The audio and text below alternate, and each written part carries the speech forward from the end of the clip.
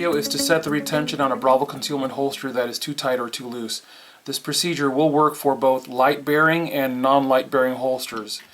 What you're going to need for this work is going to be your unloaded pistol with light or without light, whichever holster you're working with, a pair of thin work gloves, something made of leather or fabric that's not susceptible to heat, and then you're going to need a heat gun or a blow dryer. You're going to be working this area right here where the light attaches, and this area here where the holster grabs the trigger guard. So what you're going to need to do is remove this belt loop. Next, using a heat gun on low or a blow dryer on high, you're going to take and you're going to heat this area right here on the light bearing holster, and only this area here. And you're going to basically do this from about 3 inches away, and you're just going to rotate like this over the area that you've got to work, back and forth.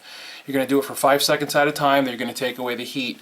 On a non-light bearing holster, you're going to heat this area right here because it's the trigger guard that we're after. This area here we want to either slacken or tighten.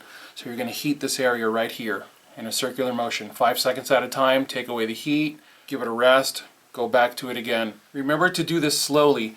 Make note of the fact that you need to keep clear of any surrounding areas. The heat needs to be concentrated on the work area alone from about 3 inches away. The target temperature that you're after is a constant 350 degrees.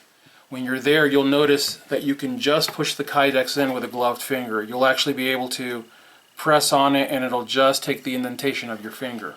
If you're dealing with a tight holster at this point, once you've got that Kydex where it can actually move, you just insert the pistol and set the holster down.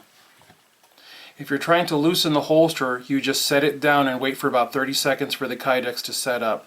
This is almost sure to give you the results you're after because these holsters are formed under pressure, and since you just heated it and inserted a pistol without any surrounding pressure, the Kydex will relax enough to render a smooth drawing pistol. Remember, don't holster it and then wiggle the pistol around, just holster it and set it down on the table and let it set on its own for 30 seconds. If you're dealing with a holster that is too loose, you do the same procedure to heat the Kydex, but when it softens, holster the pistol and roll this section in with a gloved finger right here where the light body is. And what you're trying to do is create more direct contact with the light body. Basically what you're trying to do is take the Kydex and you want to roll it around this edge. So you would put it in and you would press this area in, you'd walk it in with finger pressure. On a non-light bearing holster, you're going to want to take the area right here around the trigger guard, and you want to try to walk the Kydex a little bit here and a little bit here, pressing here and pressing here. And you want to try to walk this Kydex around that ridge right there of the trigger guard. Once again, once you've got the areas molded where you want them, you just leave the holsters on the table for 30 seconds, the Kydex sets up. Guys, these procedures will work for you, so don't be afraid of trying them.